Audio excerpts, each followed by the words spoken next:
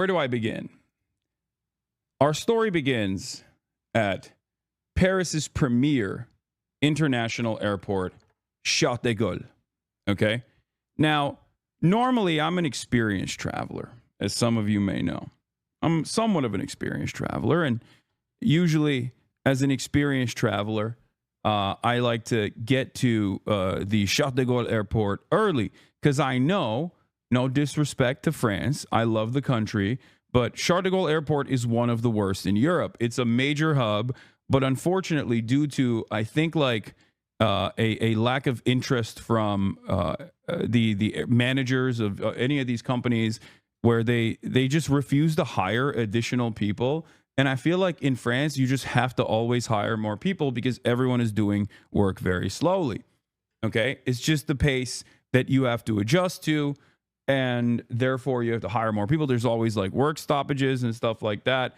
And these guys, the unions are relatively powerful, but the corporate overlords will literally punish travelers instead of meeting the actual demands of labor unions there. So I've been in a situation where I've been like stuck in France and stuff. Like I had to do crazy maneuvering to get out.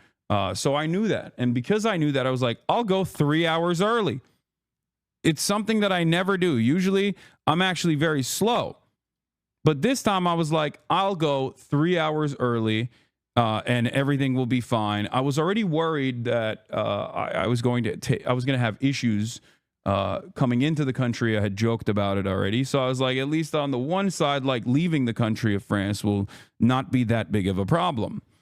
And boy, was I wrong. Okay. Boy, was I wrong. So I hit the triple Monty. I had like a generational run. There was massive traffic going in. When you actually drive into the airport, the person that's dropping you off has to get a gate ticket at the gate. The ticket actually didn't work. Like, so we were stuck in traffic with like other cars behind us. Like my driver had to get out and be like, and wave people away from the gate so that we could actually get to a gate that worked, all this stuff. Right. And I'm like, oh brother, here we go. Walk in. I'm flying business. So like I have sky priority. So I'm thinking like, oh, at least I'll be able to get my luggage in on time. Barely made it to the check-in. Okay. There was already issues with the check-in. Once I got through the check-in, I got hit at every single step. There's an automatic passport processor where you just kind of step into this room and then boop, doors open, you walk in, right? I wait in line. There's only one. None of the machines are working. Finally, I get to the machine that is working, and the machine stops working. It just won't take my passport. It won't take my fucking passport. I was like, oh, here we go. So I had to go to an actual officer to allow me to, to let me through so I could get in. Then I got stuck behind classic old lady, okay? Old lady with a lot of bags, with a lot of fluids. So then like she's taking her fluids out and like doing all this stuff at the security gate. I'm stuck behind this person. I already took out all my electronics and stuff. But of course, lo and behold, boom, I get stopped at security after this old lady as well. The old lady with the bags of fluids, classic. She obviously was stopped. Okay. She had to get GSR swabbed, all this shit. And then of course, I also got stopped, had to get GSR swabbed, all of this shit because I have electronics on me. And, I stopped there. Generational 3-hour run at Charles de Gaulle. And then afterwards, I get into the flight and I'm like, all right, finally. The flight was actually fantastic. I slept the entire time. I slept like a goddamn baby, slept the entire time, didn't even eat on the flight, which is crazy. There's never been a moment where it was like an 8-hour to 9-hour flight and I didn't even eat. I slept the entire time on the flight. Finally get into the United States of America. And at which point I'm like, all right, let's do it. I got global entry. This is going to be my first ever global entry entrance. Hopefully this will go smoothly. Okay. Oops. Hold on. My room service is here. My cold brew is here. 1 second. Hold on.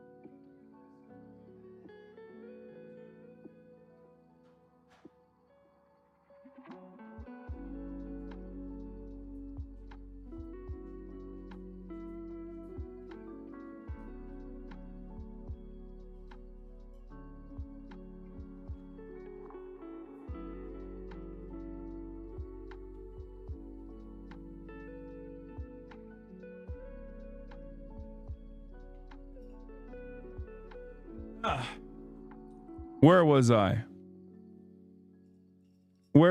So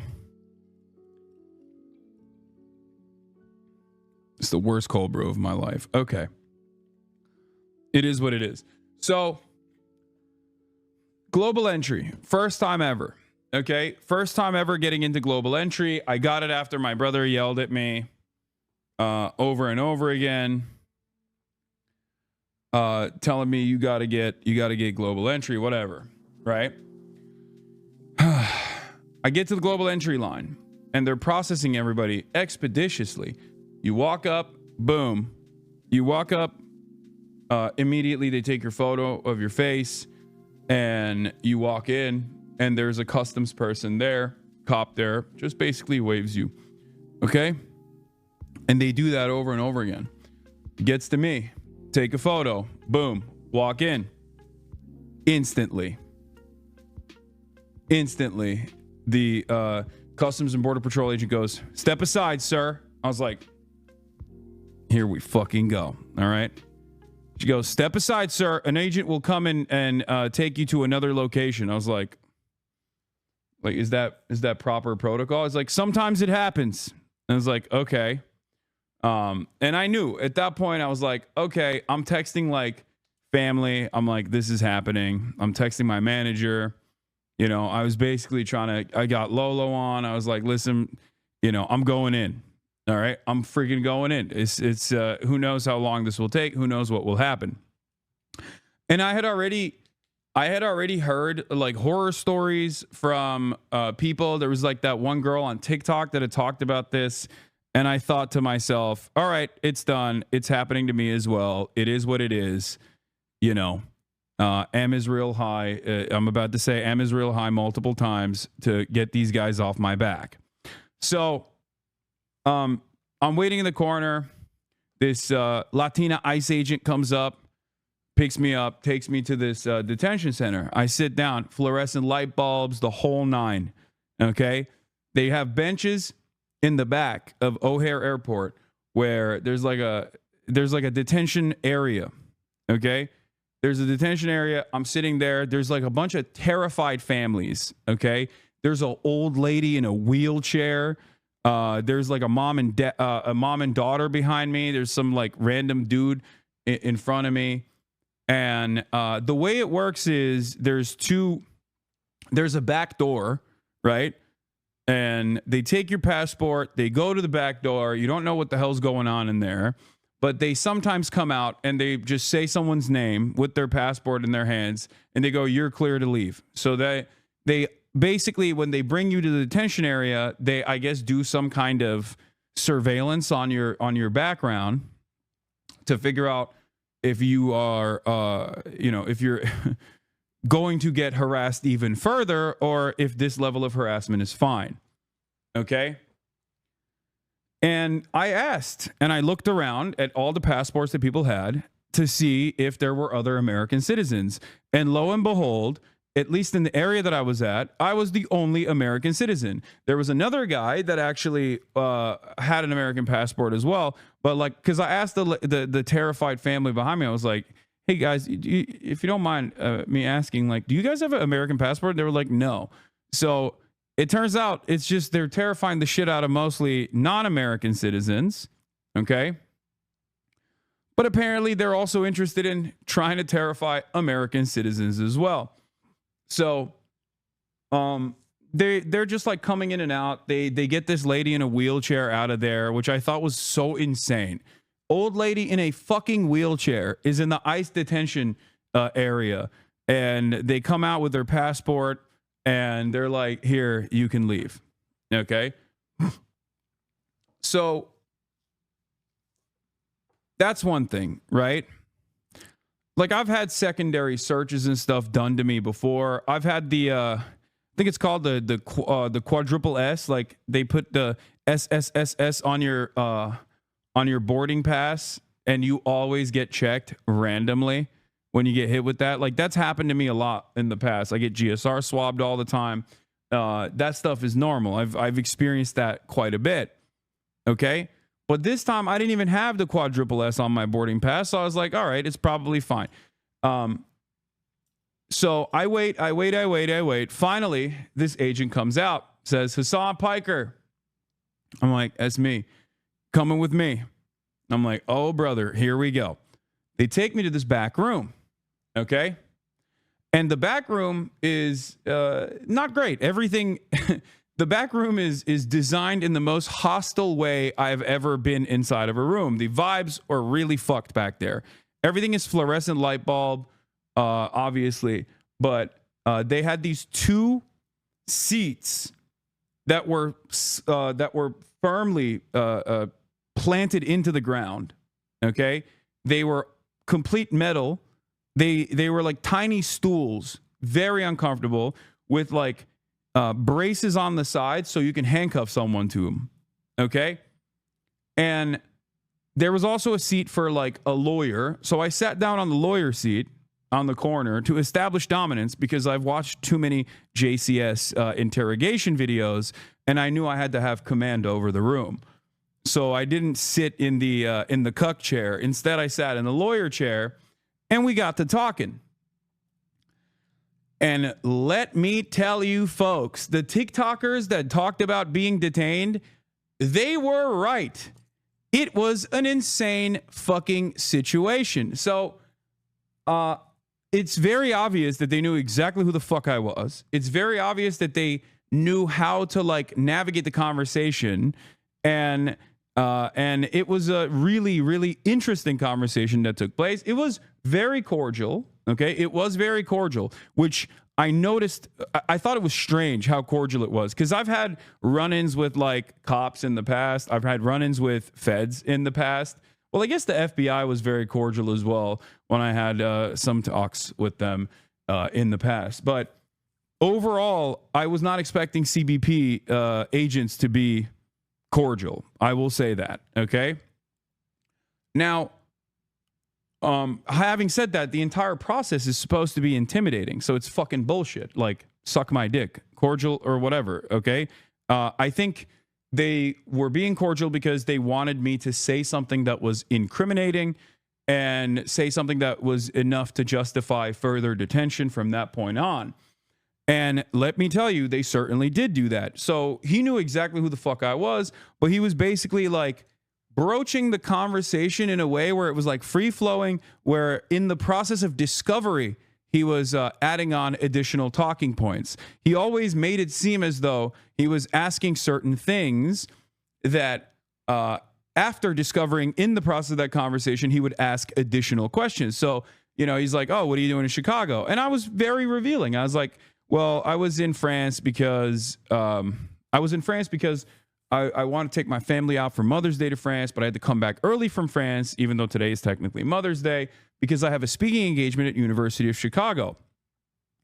And he was like, oh, what kind of speaking engagement? It's like, I don't know, some like journalism school stuff. And he's like, oh, well, since you mentioned that, he kept saying, oh, well, since you mentioned that, what do you do as a job?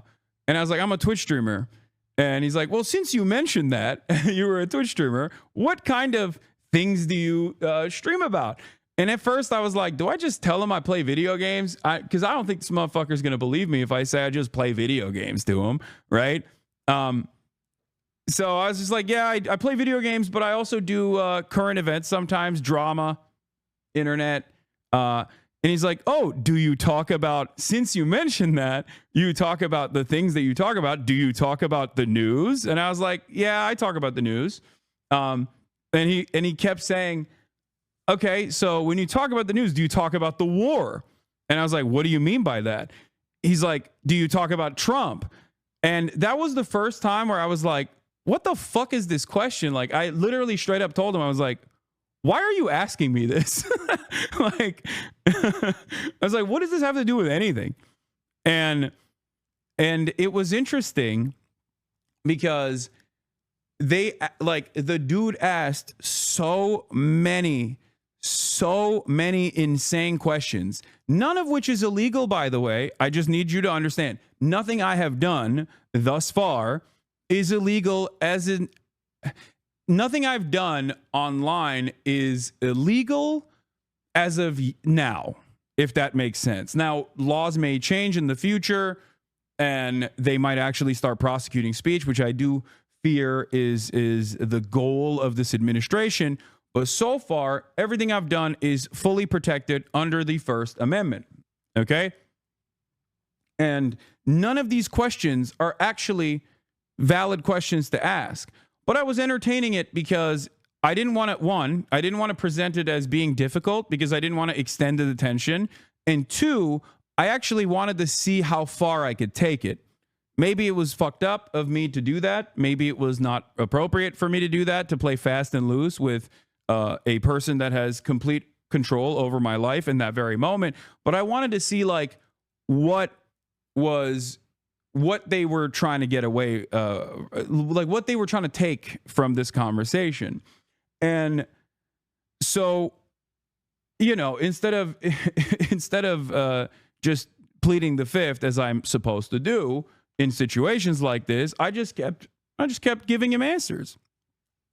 And there were definitely areas where I was very revealing about my position, knowing full well that they know exactly what they're looking for. I saw no reason to hold back on certain things. So I said, I don't like Trump. I was like, what are you going to do? It's protected by the First Amendment. I don't like Trump. Yes. Right? Like, I was like, I'm not fond of him. I don't like him. He said he was going to end the wars. He hasn't ended the wars. What the fuck is up with that? You know? And the guy actually was very sympathetic. The agent was very sympathetic. And I don't know if it was like a JCS style interrogation technique to come across as sympathetic to like invoke some kind of positive feelings out of me in an effort to like get me to reveal something maybe that'll trip me up, or because he just genuinely was sympathetic and he had the vibes of someone who was like, I don't know why I'm doing this, right? But he was like, listen, I'm Iraqi, so I know. And let me tell you, I do think that him being Iraqi played a big role in this, because if he wasn't, there was a lot of fucking Redditor-ass white boys that are at Customs and Border Patrol at O'Hare Airport. I saw them walk by. There was a dude who looked like he was like 25 max, but he was balding. And I knew immediately, if that motherfucker is my agent, I'm screwed. I'm going to CCOT. This dude is going to literally fucking cook me. So I got a little lucky. All right. I will admit. So basically, I think the reason why they sent the Iraqi CBP agent is because they bracket you into different categories. For me, they wanted to conduct an investigation about my involvement with Hamas and my involvement with the Houthis and they suspected my involvement with Hezbollah. Straight up. That's literally what this conversation was about. And it's not even a joke. Like, they straight up fucking tried to get something out of me that I think they could use to basically detain me permanently, which is insane, because there is no direct connection or direct involvement. So I'll say this much. So we're talking. I'm telling him like, oh, I'm Chicago. I'm going to be speaking there for the journalism school. I told him like, I don't like Donald Trump. And I was like, so why are you guys doing this? And he's like, oh, it's just like routine. It's a routine process. I was like, it doesn't feel too routine.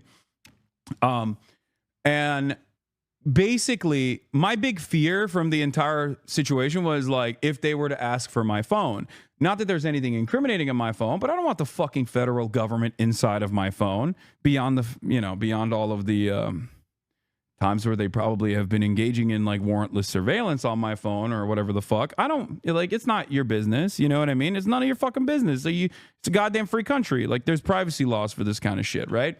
So for those of you who don't know, by the way, they can't actually unlock your phone, but if you have biometrics on your phone, they could technically use that and put the phone to your face and unlock it that way. Hold on, let me fix this. Let me fix the banner.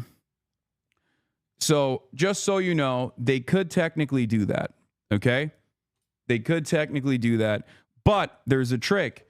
Either you get a burner phone when you're traveling internationally, or if you have your regular phone, you can just do a passcode by either canceling biometrics, or if you forgot to do so, if you forgot to cancel biometrics like your Face ID, what you can do is click it 5 times. If you click hold 5 times in a row, it will actually disable Face ID, and it will force you to put your passcode in. And because there are laws against like the agents not being able to force you to put your passcode in, they can't actually access your phone like that. Now, there's different methods of how they can access your phone. From what I understand, they can also put it on a computer and just like plug it into a machine, and the machine just basically takes all of the information in your phone. So it is what it is. I don't know if you can actually do that if your phone is on, but I was thinking about all these things. I had already unlocked the biometrics, like I disallowed biometrics, and it's a Faraday cage once you get into the detention center anyway, so you can't actually send any fucking text messages once you're in there. It's there's no access to the internet. But I'm sitting there and they're asking me about Trump. They're asking me about like Hamas, and he kept saying stuff. He kept saying stuff like, do you like Hamas? Like, do you support Hamas? Do you think Hamas is a resistance group? Do you think Hamas is a terrorist group or a resistance group? Like, he just kept asking over and over again, right? And I kept repeating the same statement over and over again. I kept saying, I kept saying a couple different things. One, in terms of like Israel and all the wars, I was like, I'm on the side of civilians. I want the endless bloodshed to end. I am a pacifist. I want wars to end. I just kept repeating that over and over again. Every single time he asked me a question, I just kept repeating that. And every single time he asked me a question, a leading question about Hamas, I kept saying, the United States State Department recognizes Hamas as a terrorist organization. The United States State Department recognizes Hamas as a terrorist organization. So, like, he just kept asking me over and over again, like Hamas, Houthis, all this shit, trying to be like, oh, do you support them? Do you like them? Like, what do you think about them? Which I thought was fucking insane, because the reality of the matter is, okay, up until this very moment,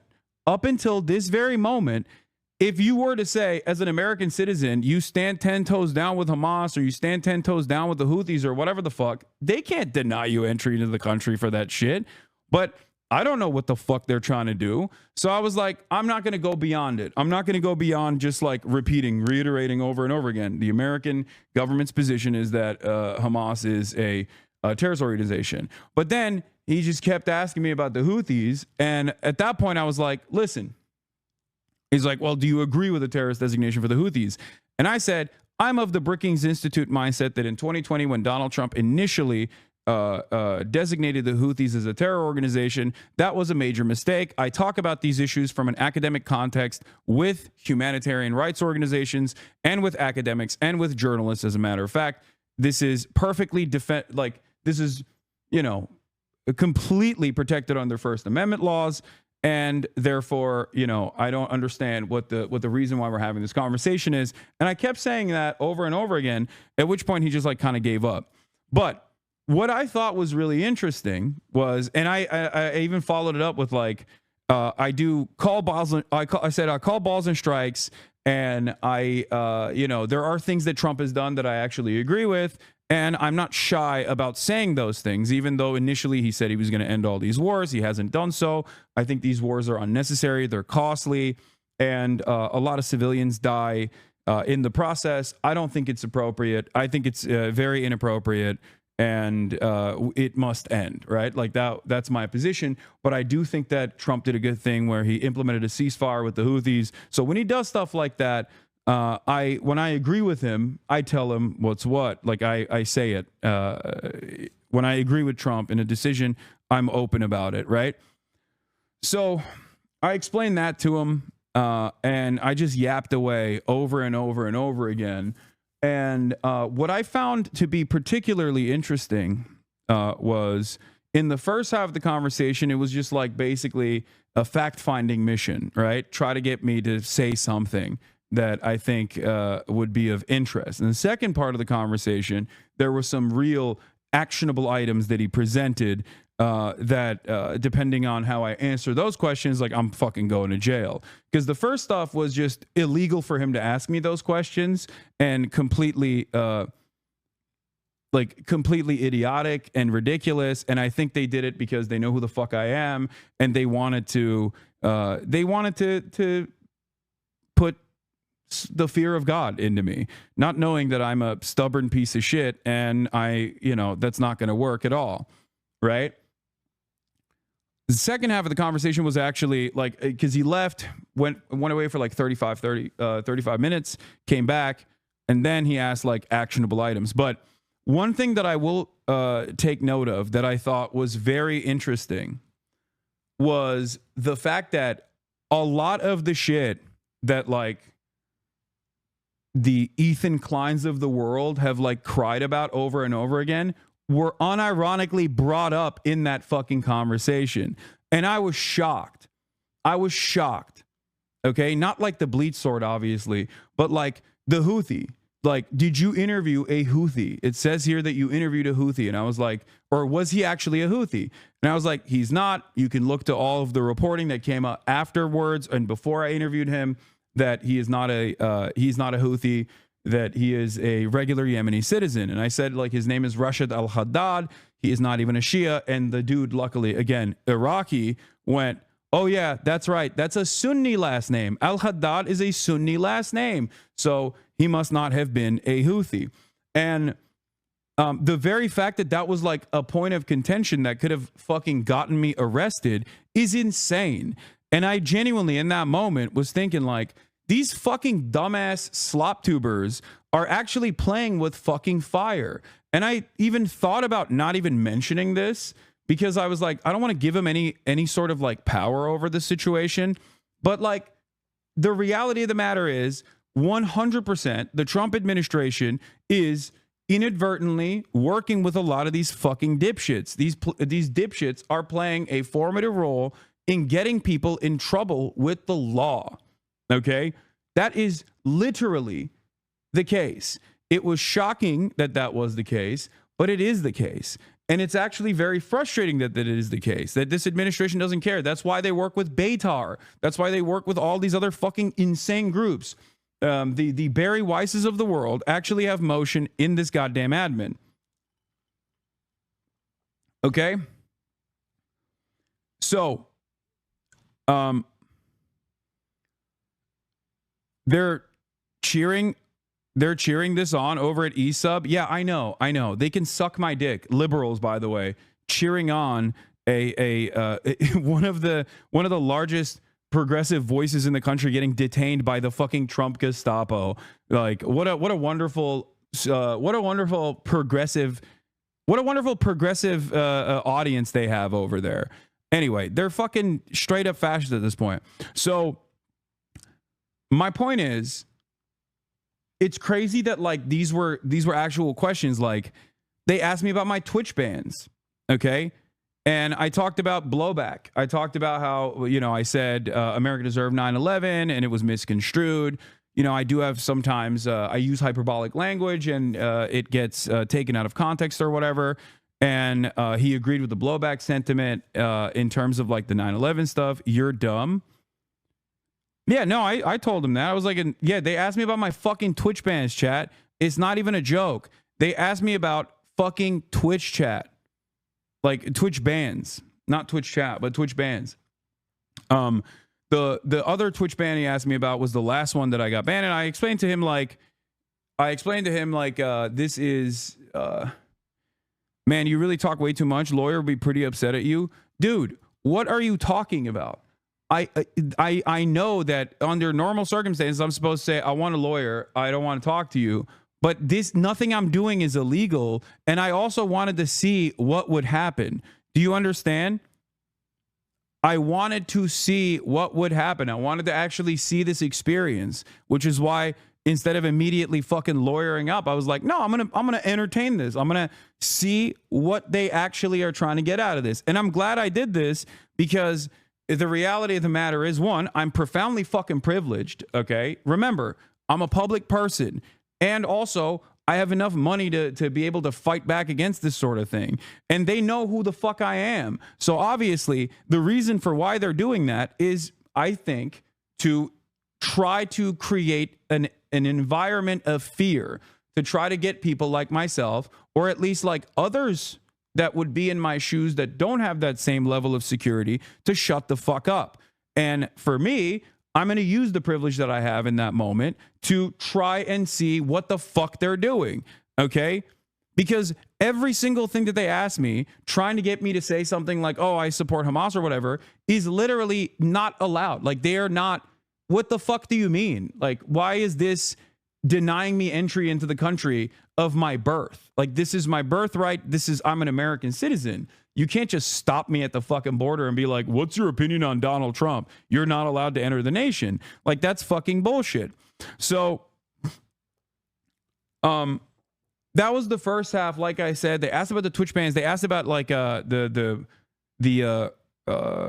Rick Scott statement, and I was like, listen, I don't. I laughed. I was like, I'm not calling for the assassination of a sitting senator. That'd be fucking insane. But instead, I explained to him, like, I was talking about the hypocrisy of the Republicans, blah blah blah. I explained away all that shit, and he was understanding. Then he went back and he came back, and the actionable items that came up afterwards was basically asking me about if I had ever been in contact with Hamas, if I had ever been in contact with the Houthis, directly or indirectly, if I had ever actually been in contact with Hezbollah, if I had actually ever offered financial support or logistics or any kind of support to Hamas, Hezbollah, or Houthis. They straight up asked me that. I laughed. I said, no, of course not. But yeah, that was, once again, these are questions that they're asking.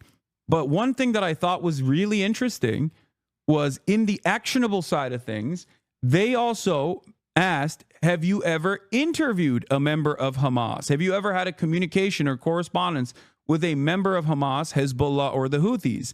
Now, what's really fucking insane about that is that as someone who works in media, sometimes I do actually do journalism, right? As I've maintained this position over and over again. And I said that I would, if given the opportunity, talk to someone that is a part of the Ansar Allah movement, a Houthi, or even Hamas, or even Hezbollah, right? I think that I have the right to do so. And what was interesting, you don't do journalism, you grift. I know, Chatter. That's why the fucking federal government is trying to arrest me. Yes, because I'm grifting too hard. That's what it is. Thank you. Yes, your fucking dumbass slop tuber is correct. I'm grifting. So what's interesting, asking that is a violation of prior restraint.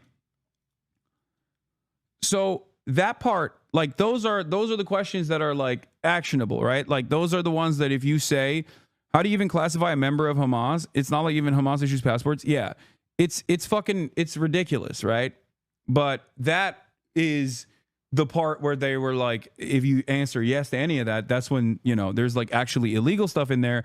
Having said that, there is one part of it that wasn't illegal, which is being in communications or being in contact with someone at Hamas.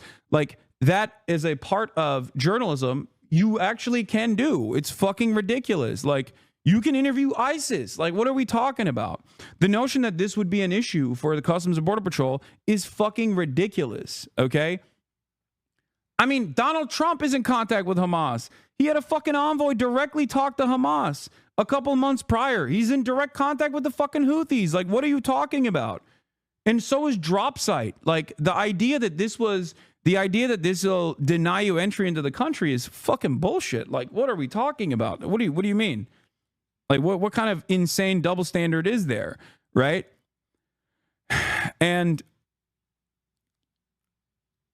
so that part was frustrating.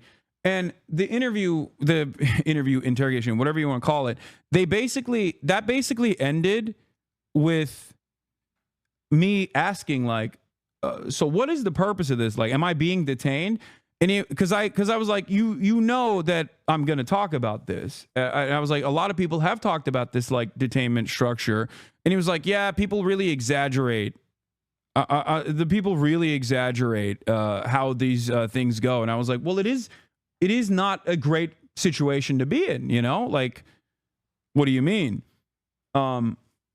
And And yeah, he was like, yeah, there's been a lot of reporting on the conditions and situations like this in detainment. But you're not technically detained. I was like, so I can leave? I asked him, am I detained? And he's like, no. And I was like, all right, so what's the purpose of this entire situation? I can just walk out right now. And basically, when I said that, the interview ended.